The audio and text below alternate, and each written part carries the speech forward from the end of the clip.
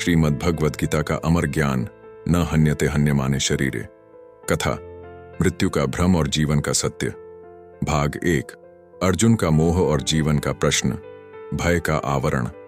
कुरुक्षेत्र की भूमि पर, जहां युद्ध का शंखनाद होने ही वाला है, अर्जुन मोह के गहरे अंधकार में डूब चुके हैं। उनके शस्त्र नीचे गिर चुके हैं। उन्हें अपने सामने केवल शत्रु नहीं, बल्कि अपने प्रियजन, गुरु और संबंधी दिखाई देते हैं।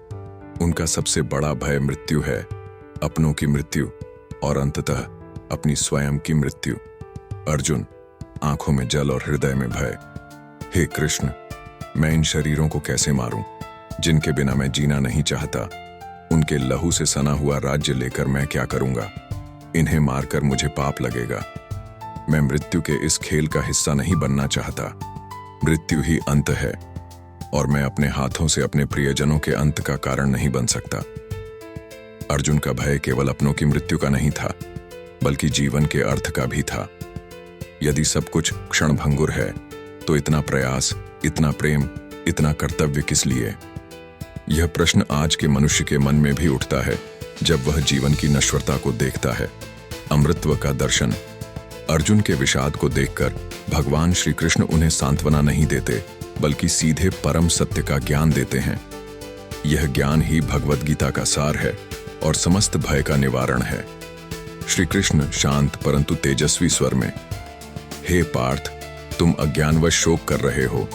तुम न तो उन लोगों के लिए शोक करने योग्य हो जो जीवित हैं, और न उनके लिए जो मर चुके हैं। ज्ञानी पुरुष न तो जीवित के लिए शोक करते हैं और न मृत के लिए। श्री कृष्ण उन्हें शरीर और आत्मा के मौलिक अंतर को समझाते हैं। नैनम छिंदन्ति शस्त्राणि नैनम दहति पावकः न चैनम क्लेदयन्त्यापो न शोषयति मारुतः। अर्थात आत्मा को न शस्त्र काट सकते हैं, न आग जला सकती है, न जल गीला कर सकता है और न वायु सुखा सकती है। और फिर वह अमर श्लोक, जिसका ज्ञान समस्त भय को हर लेता है। न जायते म्रियते व कदाचिन्नायं भूत्वा भविता व न भूय अजो नित्य शाश्वतोयम पुराणो न हन्यते हन्यमाने शरीरे। अर्थात आत्मा का न तो किसी काल में जन्म होता है और न मृत्यु, न यह उत्पन्न होकर फिर होने वाला है। यह अजन्मा, नित्य, शाश्वत और पुरातन है। शरीर के मारे जाने पर भी यह नहीं मारा जाता। श्री कृष्ण समझाते हैं कि यह शरीर केवल एक वस्त्र है। जैसे मनुष्य पुराने वस्त्रों को त्याग कर नए वस्त्र धारण करता है, वैसे ही आत्मा जीर्ण शीर्ण शरीर को छोड़कर नया शरीर धारण करती है। मृत्यु केवल वस्त्र बदलने की प्रक्रिया है, आत्मा का अंत नहीं। भाग 2। आधुनिक संदर्भ। विनय का मोह, आधुनिक मनुष्य का मृत्यु भय। अब कहानी आधुनिक युग की ओर मुड़ती है। मिलिए विनय से, जो एक सफल व्यवसायी है। विनय के पास सब कुछ है, धन, परिवार, यश, लेकिन वह हमेशा एक गहरे और अस्पष्ट भय से ग्रस्त रहता है, मृत्यु का भय। वह अपने शरीर, अपनी संपत्ति और अपनी पहचान को लेकर अत्यधिक आसक्त है। जैसे ही उसे कोई छोटी बीमारी होती है, उसे लगता है कि उसका अंत निकट है।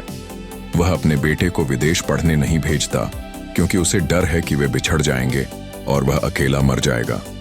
वह हर पल चिंतित रहता है कि कहीं उसका कारोबार न डूब जाए, क्योंकि कारोबार ही उसकी पहचान है, जिसे वह अमर रखना चाहता है। वरुण का मन जानता है कि शरीर नश्वर है, पर वह इस सत्य को स्वीकार नहीं कर पाता।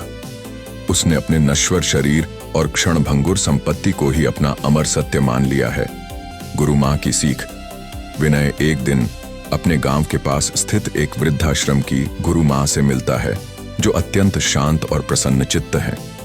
गुरु मां ने जीवन के कई उतार चढ़ाव देखे हैं, पर उनके चेहरे पर कोई शिकन नहीं है।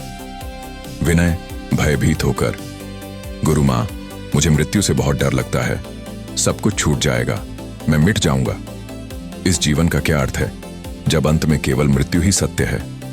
गुरु मां विनय की ओर देखकर मुस्कुराती हैं। विनय, तुम किसे तुम मानते हो? क्या तुम वह शरीर हो जो एक दिन राख हो जाएगा, या तुम वह आत्मा हो जो आज मेरे सामने बोल रही है? गुरु मां उसे गीता का वही उपदेश सरल शब्दों में समझाती हैं। कल्पना करो, यह शरीर एक कार है और तुम ड्राइवर हो। जब कार पुरानी हो जाती है, खराब हो जाती है, तो क्या ड्राइवर भी मर जाता है? नहीं, ड्राइवर कार छोड़कर दूसरी कार ले लेता है। मृत्यु का भय क्यों? भय इसलिए है क्योंकि तुमने खुद को कार, शरीर मान लिया है, जबकि तुम ड्राइवर, आत्मा हो। जीवन का वास्तविक अर्थ।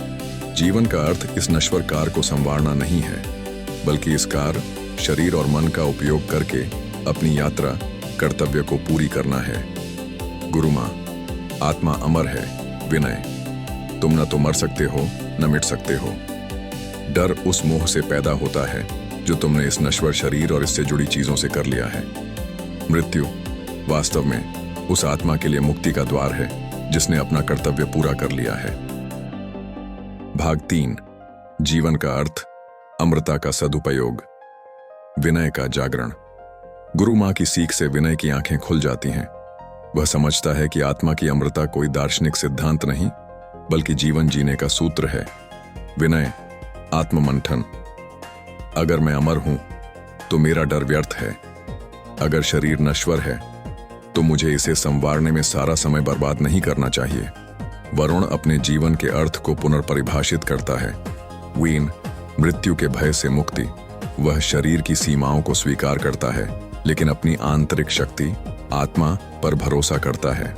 मृत्यु का भय जाने से वह जीवन के हर पल को शांति और आनंद से जीने लगता है।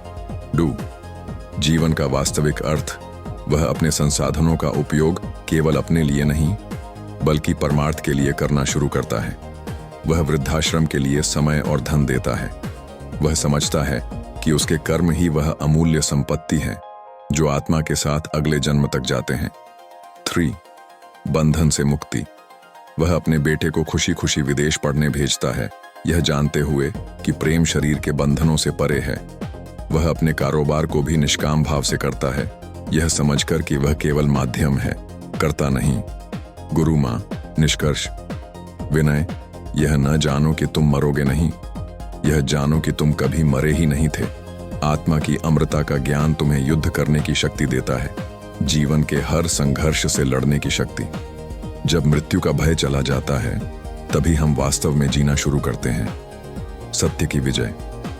अर्जुन ने जब यह ज्ञान प्राप्त किया कि आत्मा अजर अमर है और केवल शरीर मरता है, तो उनका मोह नष्ट हो गया। उन्हें अपने कर्तव्य, धर्म का महत्व समझ आया। उन्होंने भय छोड़कर कर्मयोग के मार्ग पर चलकर धर्म की स्थापना की। आधुनिक मनुष्य को भी इसी ज्ञान की आवश्यकता है। हमें अपने जीवन के हर मोड़ पर यह याद रखना चाहिए, हम नश्वर शरीर नहीं, बल्कि उस परम चेतना के अंश हैं जो अजन्मा, नित्य और अमर है। मृत्यु जीवन का अंत नहीं, बल्कि एक नए अध्याय की शुरुआत है। यह ज्ञान हमें मृत्यु के भय से मुक्त करता है और हमें अपने जीवन का एकमात्र अर्थ बताता है। जागृत होकर निष्काम भाव से अपने कर्तव्य, स्वधर्म का पालन करना। समाप्ति श्लोक। वासांसि जीर्णानि यथा विहाय नवाणि गृह्णाति नरोपराणि तथा शरीराणि विहाय जीर्णा न्यन्यानि संयाति नवाणि देहि। जैसे मनुष्य पुराने वस्त्रों को त्याग कर दूसरे नए वस्त्रों को ग्रहण करता है, वैसे ही जीवात्मा पुराने शरीरों को त्याग कर दूसरे नए शरीरों को प्राप्त होती है।